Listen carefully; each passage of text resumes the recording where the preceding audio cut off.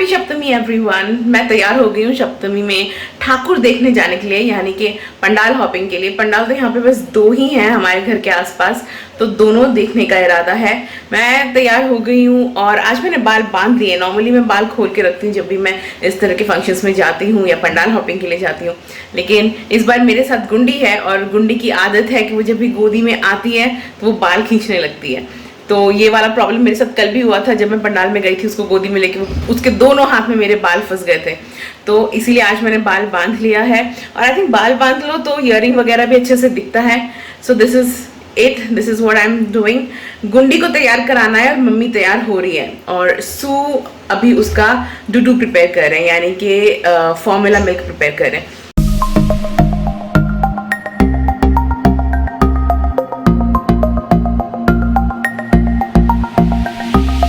तो मम्मी को मैंने बोला है कि मम्मी मेरी अलमारी से लेके एक साड़ी पहने, देखते हैं मम्मी कौन सा साड़ी चूज करती है।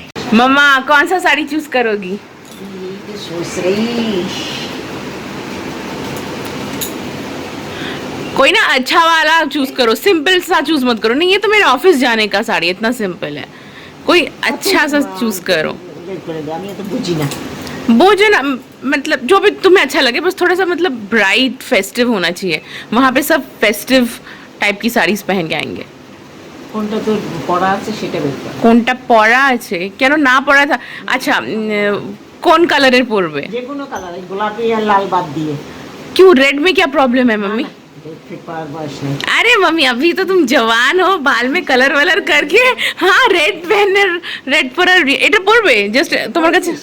হ্যাঁ এটা আমি দিওয়ালিতে পরেছি একবার, ব্লাউজ 3 বছর আগে দিওয়ালিতে পরেছি। अच्छा हलूद कलर ब्लाउज ताहले ओटा परे नाओ ताहले।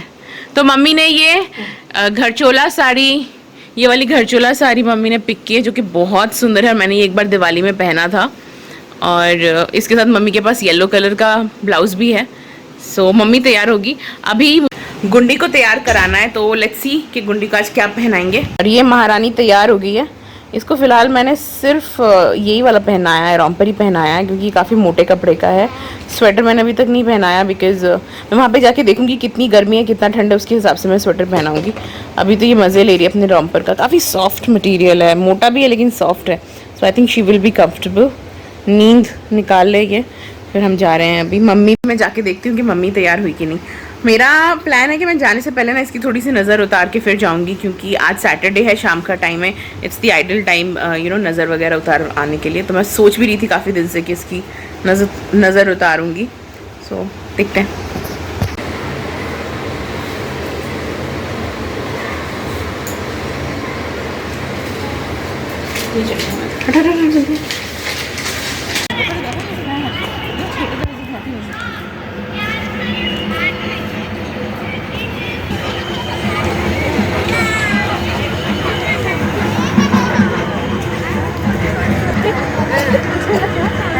आज पता है गुंडी पूरा ही सोई हुई है। आज जगी होती ना तो सर घुमा घुमा के ये लाइट्स देखती, फिर बहुत इंजॉय करती। कल सिर्फ ये विंडो के लाइट देख के इतना इंजॉय कर रही थी, बट आज इसी टाइम पे सो गई है बेचारी। लाइट्स देख के फिर सर घुमा घुमा के इंजॉय भी नहीं कर पा रही। बट देखती हूँ थोड़ी देर तक तो रहूँगी यहाँ पे, अगर जग जाती है तो देखूँगी इसका रिएक्शन कैसा होता है। अभी गुंडी अपने पापा के गोदी में जा रही है। आई रियली विश कि वो जाग जाए ताकि वो माँ के दर्शन भी तो करे अच्छे से सप्तमी के दिन और लाइट्स भी देखे, बिकॉज आई नो ये लाइट्स देखे वो बहुत एंजॉय करती। और यहाँ पे सब सप्तमी के प्रोग्राम के लिए प्रिपेयर हो रहे हैं। स्टेज भी लग गया है ना, जैसे वहाँ पे आज प्रोग्राम होगा। रोज़ ही प्रोग्राम हो रहा है, षष्ठी सप्तमी अष्टमी रोज़ ही हो रहा है। ये देखो ये भी डांस करेंगी ये लेडीज़। मैं पिछले 15-20 मिनट से ढूंढ रही हूँ और मेरी मम्मी मुझे नहीं मिल रही। इतनी सी भीड़ है, लेकिन इतनी सी भीड़ में भी माय मदर हैज़ मैनेज्ड कि वो खो जाए।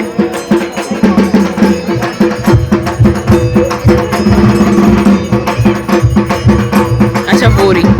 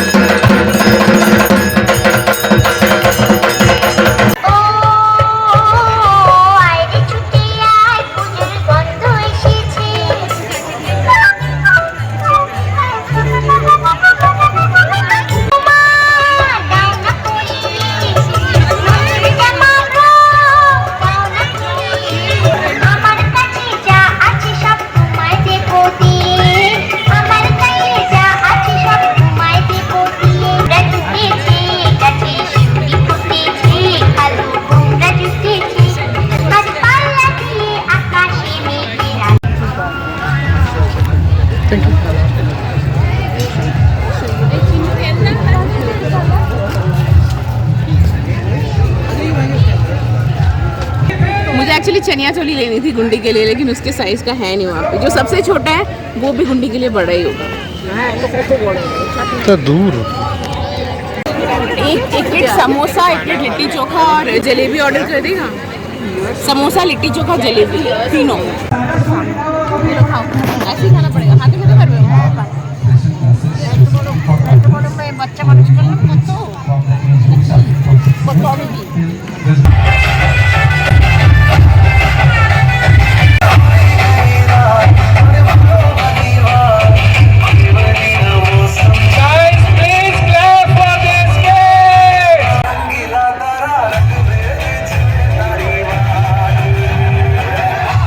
तो अभी हम यहीं पे एक दूसरा पंडाल बना वो देखने जा रहे हैं।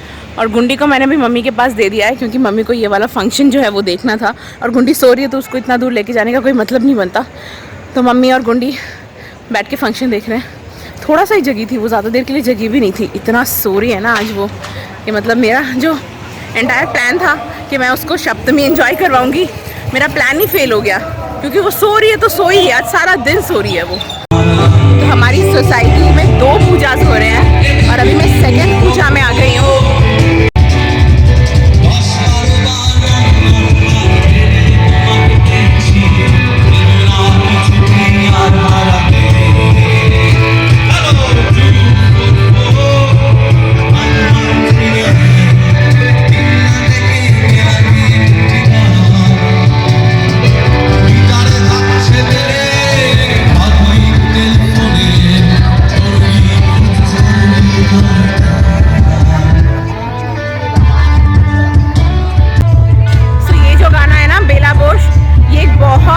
बहुत ही ज़्यादा पॉपुलर कल्ट फेवरेट बंगाली गाना है। जो भी बंगाली से उन्हें तो मालूम ही होगा। कुछ चीज़ें मुझे यहाँ की बहुत ज़्यादा अच्छी लग रही हैं। पहले तो मैं जाके माता के दर्शन करूँगी, उसके बाद मैं ये फ्ली मार्केट। पूछ रहे हैं कि ये 244 जो गा रहा है, ये 244 का क्या फंडा है। So I am explaining to him कि हम जब स्कूल में थे तब ये बहुत फेमस गाना आया था, बेला बोश। तो इसका आइडिया ये था कि लड़के को जॉब नहीं मिल रही थी, तो इसकी जो गर्लफ्रेंड थी she had to leave him because इसको जॉब नहीं मिल रही थी। जो गाना गा रहा है बेसिकली, ठीक है, मतलब जो सिंगर है, जो राइटर है, उसको जॉब नहीं मिल रही थी, तो उसकी गर्लफ्रेंड थी बेला बोश और she had to leave him because he was jobless. तो उसके बाद उसको कुछ दिन बाद जॉब मिल गई, तो उसने उसके लैंडलाइन पर फ़ोन करा ये बताने के लिए कि उसको जॉब मिल गई है और उसकी सैलरी सो एंड सो है। So now they can go ahead and pursue their relationship. So this is basically, और ये उस टाइम का गाना है जब अनएम्प्लॉयमेंट एकदम अपनी चरम सीमा पे था बंगाल में इंडस्ट्रीज़ नहीं थे, गवर्नमेंट जॉब नहीं मिल रहा था। तो जो यूथ था, स्पेशली बॉयज़ मैन, उनको जॉब्स नहीं मिल रहे थे और बहुत लोगों की लाइफ में प्रॉब्लम हो रही थी, गर्लफ्रेंड्स छोड़ के जा रही थी because they were being unemployed. तो ये तब का गाना है और बिकॉज ये गाना इतना ज़्यादा रिलेट कर सकते थे सारे यूथ, इसीलिए that's the reason it became such a cult favourite. यहाँ की माता बहुत सुंदर लग रही है, बहुत सुंदर है यहाँ की मूर्ति।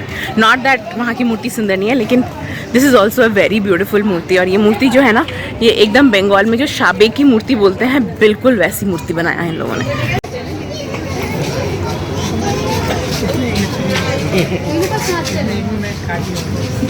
बहुत प्यारी मूर्ति है, मैंने कहा ना बहुत सुंदर है। माँ का मुंह, तो जो फेस है माता का, इतना प्यारा फेस है ना, वेरी ब्यूटीफुल। और यहाँ का पंडाल ऐसा है, जो मैट होता है ना, मैट से बनाया गया है। और उसके बाद ये कूलो बोलते हैं, इससे वो चावल छनते हैं, तो वो वाला कूलो से इसका डेकोरेशन करा है पूरा। और ये वाला जो वॉल्स बनाए हैं, ये मैट होता है ना, दरी जो बिछा के गर्मी में रेस्ट करते हैं, ये उस तरह के दरी से ये वाला डेकोर किया गया है। तो मतलब जो बेसिक चीज़ें होती है बंगाल की, उसी से ये डेकोरेशंस वगैरह किए गए हैं। बहुत बड़ा, बहुत ही सुंदर आलपना दिया गया। ये जो रेड एंड वाइट कलर का दिख रहा है ना, ये बंगाल में इसे अल्पना कहते हैं, सब बंगालीज को तो मालूम ही होगा। जैसे नॉर्मली नॉर्थ में बहुत कलरफुल रंगोली दी जाती है, जैसे बंगाल में अल्पना दी जाती है, जो कि मोस्टली वाइट कलर में देते हैं। चावल के आटे को भिगो के फिर देते हैं या फिर खोड़ी माटी से देते हैं, लेकिन आजकल लोग उसमें रेड कलर भी इनकलकेट करने लगे हैं। So this is one of those alpanas, और बहुत सुंदर बनाया है जिसने भी बनाया, इट्स लुकिंग वेरी ब्यूटीफुल। और इन्होंने भी अपना डेकोरेशन बहुत क्यूट डेकोरेशन किया है। अब हम ये नहीं एक्सपेक्ट कर सकते कि कलकत्ता में जिस लेवल की पूजा होती है या जिस रेंज में पूजा होती है कलकत्ता में, उस रेंज में उस लेवल की पूजा बेंगलुरु में होगी या किसी भी दूसरे सिटी में होगी। हाँ, जो बड़े बड़े क्लब्स हैं जो अपनी तरफ से पूजाज अरेंज करते हैं वो करते हैं ह्यूज, लेकिन ये वाली सोसाइटी की पूजाज हैं।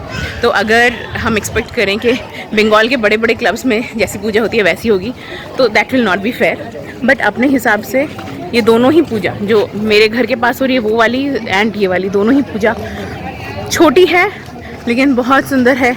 लोगों ने अपने हाथ से उसमें डेकोर किया है, क्राफ्ट का काम खुद से यहाँ की महिलाओं ने किया है, सोसाइटी की महिलाओं ने।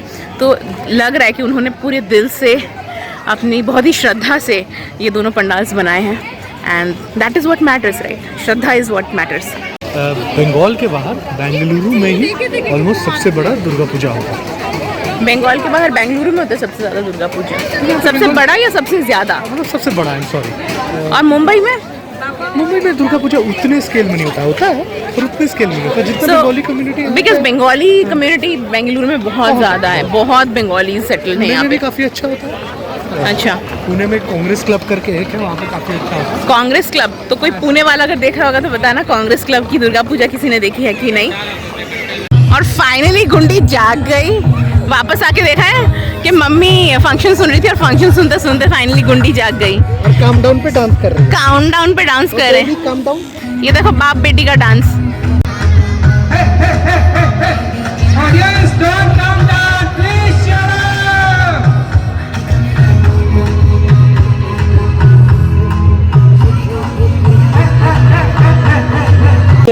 Baby is no longer in the mood of coming down. Baby wants to play. Baby wants to dance. Come on, baby mama. चलो I want to dance.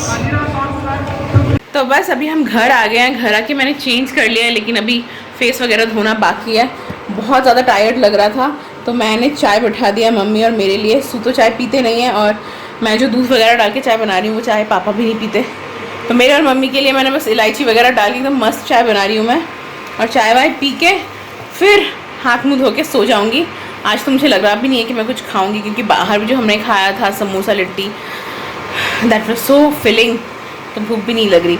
तो yeah guys, that was all for our Saptami vlog, and I really hope कि अगर आप में से 4 लोगों ने भी देखा हो तो आपको अच्छा लगा हो ये व्लॉग। इस सीरीज़ में भी अष्टमी व्लॉग, नवमी व्लॉग और दशमी व्लॉग भी आएगा। तो अगर आपको इंटरेस्ट है तो ज़रूर वापस आइएगा इस चैनल में और सब्सक्राइब कीजिएगा। I will meet you in my next video. तब तक के लिए बाय बाय।